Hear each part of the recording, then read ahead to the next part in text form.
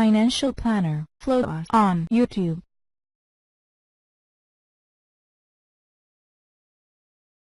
Last-ditch effort, the Cabal pushes the event of events. Let's get into the economic collapse, political and geopolitical news. Now, we can see there's a lot more truth bombs that are coming out, and some of them we've known already. We've known that Susan Rice was unmasking members of Trump's campaign. He was out there saying that this is completely wrong, it's completely illegal, and she's really not supposed to do this.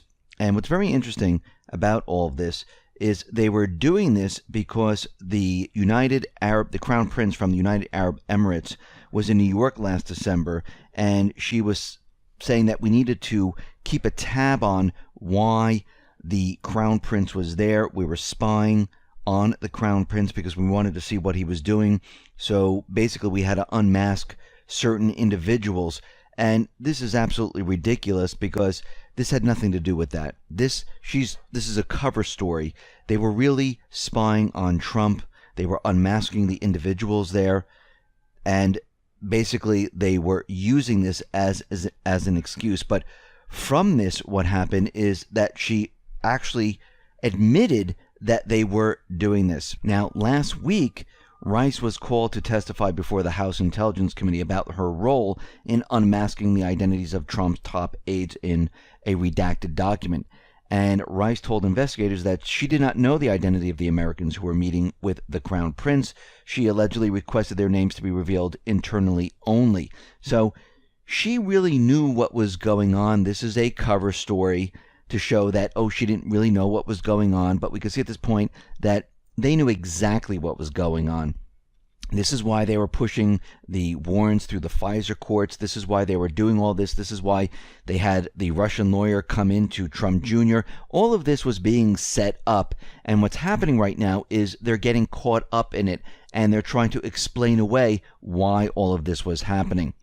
We see out in Spain, the Catalonian independent referendum. Well, the campaign is officially underway. We can see right now that they are shooting for October 1st. To have the scheduled vote, and it looks like Spain's push to try to stop this is not working. We see the Catalonian people, they are gathering together, they're having concerts, they're having forums, they're basically banding together, and they're looking to push this and to have this vote. So we're going to have to watch this and see how this goes. Now, what's very interesting out in Venezuela, which we've been talking about for quite a bit, where we said that Venezuela is going to be, they're going to be dropping the dollar, they're going to be moving to the euro. And what we come to find out is that Venezuela is not going to move towards the euro. Yes, they are dropping the dollar, but they're making a completely different move. And what they're doing right now is they are moving towards the Yuan. They're going to trade their oil in Yuan instead of the euros. Now, this is very interesting because, again, this is all happening at the same time China announced the future oil yuan backed by gold.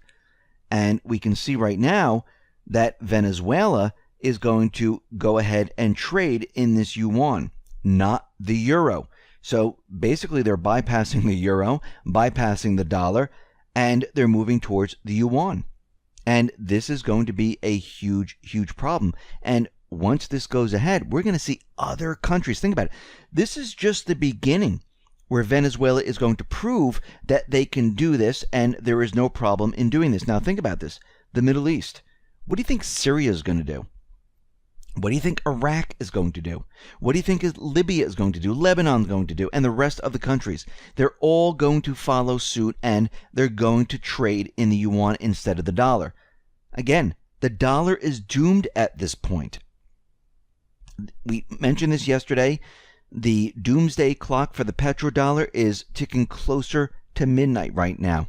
And there's nothing that can be done unless maybe there's an event that brings us to war. This is the only thing which will cover up this entire de-dollarization which is happening right in front of our eyes. And if this does happen and the economies implode and the United States implodes, everyone's going to be pointing their fingers to, well, first to the government, then to the Fed, because the Fed is the one who's handling the entire economy, and they don't want anything to be blamed on any central bank, especially a private central bank.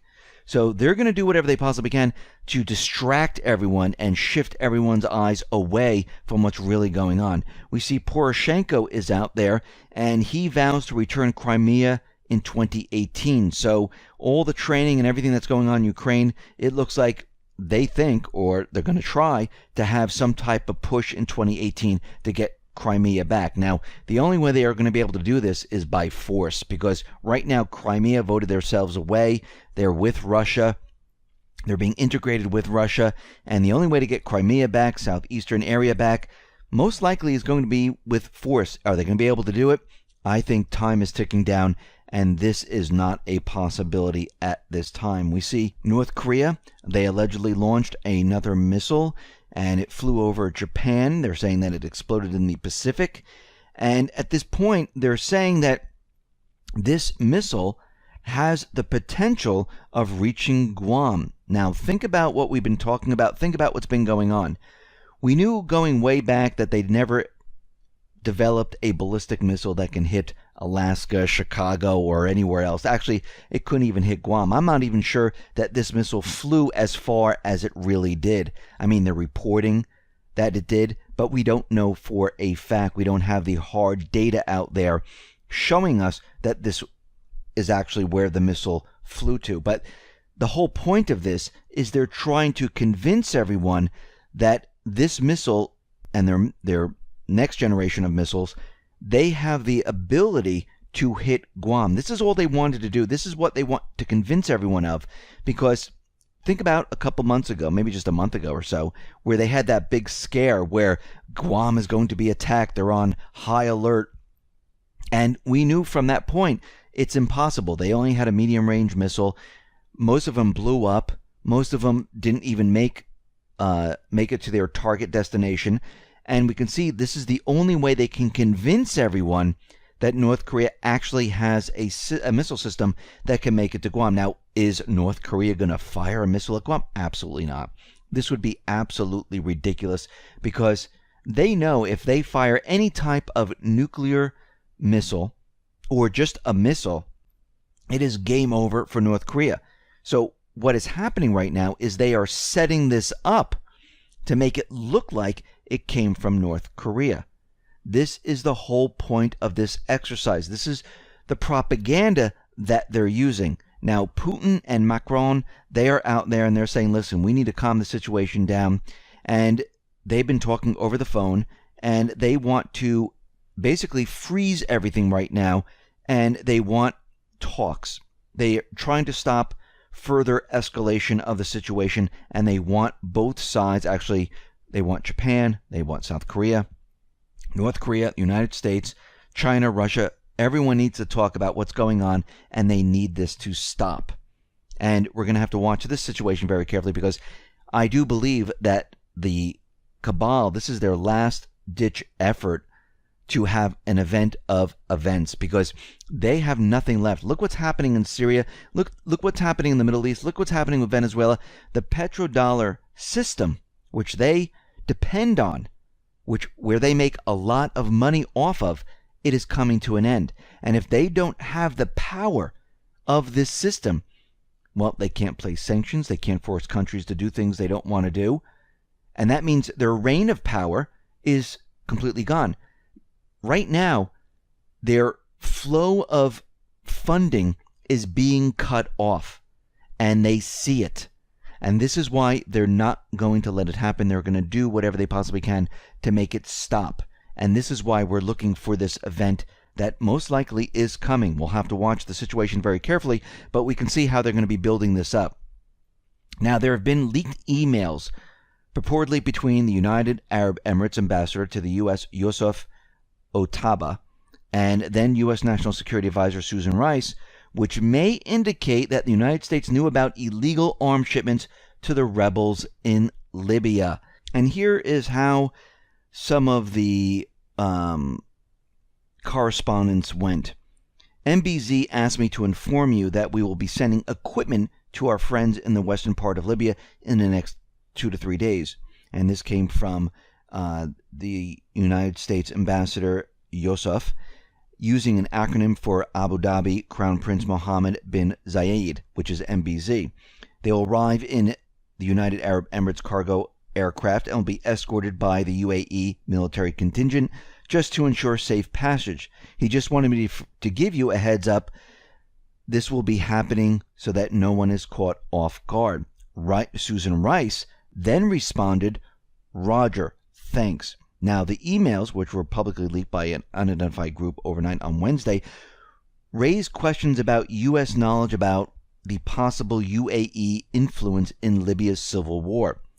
The panel that compiled the report found evidence of helicopters, including Russian-made Mi-24 Hind gunship, and a single-engine light attack plane in eastern Libya after they were transferred from the UAE to the Libyan National Army. The report also documents a delivery of more than 90 armored personnel carriers and more than 500 other vehicles to the LNA in the eastern city of Tobruk in April of 2016. The vehicles came from the UAE via a cargo ship from Saudi Arabia. So we can see right now that, again, Susan Rice is involved in this. Susan Rice is involved in the unmasking.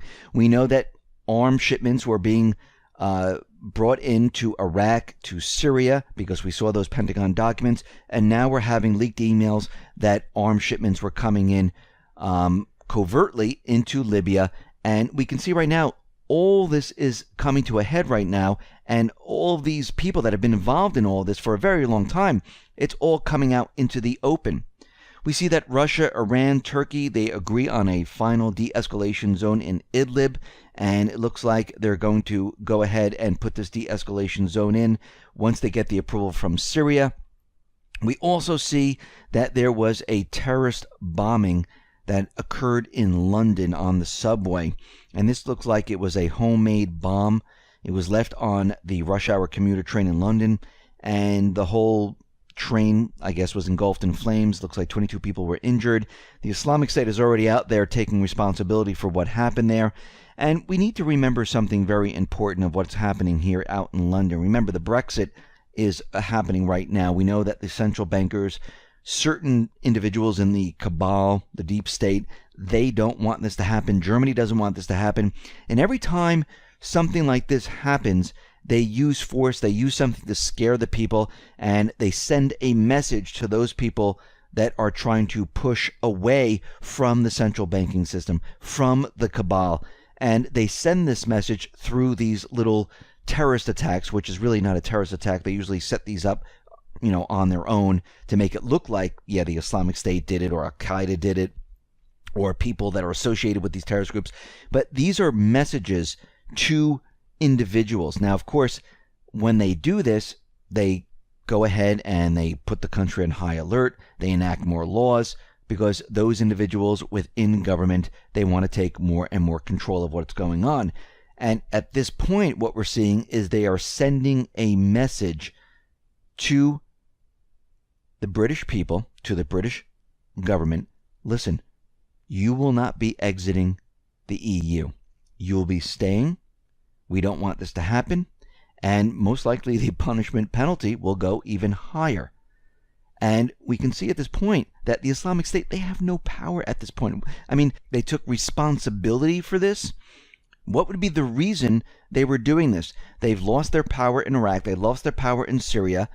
There's nothing left for them to do, and they're going to create this little homemade bomb to scare people. It makes no sense of why they would even have the ability to do this. Secondly, most of them are on the run right now because people are running after them, trying to capture them. The Islamic State is on the run.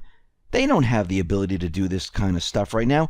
Why would they do this? I mean, think back when the Islamic State was in Syria, in deep, and they were provoking the United States to come in and bomb. Why would a terrorist group do this?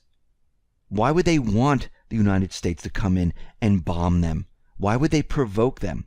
This has nothing to do with them bombing the Islamic State. This had to do with the United States coming in and bombing the infrastructure of Syria. That's why this is why they kept prodding them to come on in. Now we see the Islamic State out there saying that, this is their work. This makes no sense.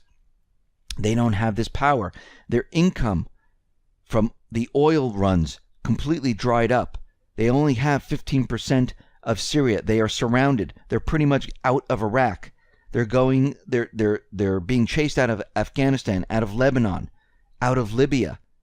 They're done for. This makes no sense. And we could see at this point that this is about scaring the British people, keeping them in line. This is a message from the cabal, from the central banks.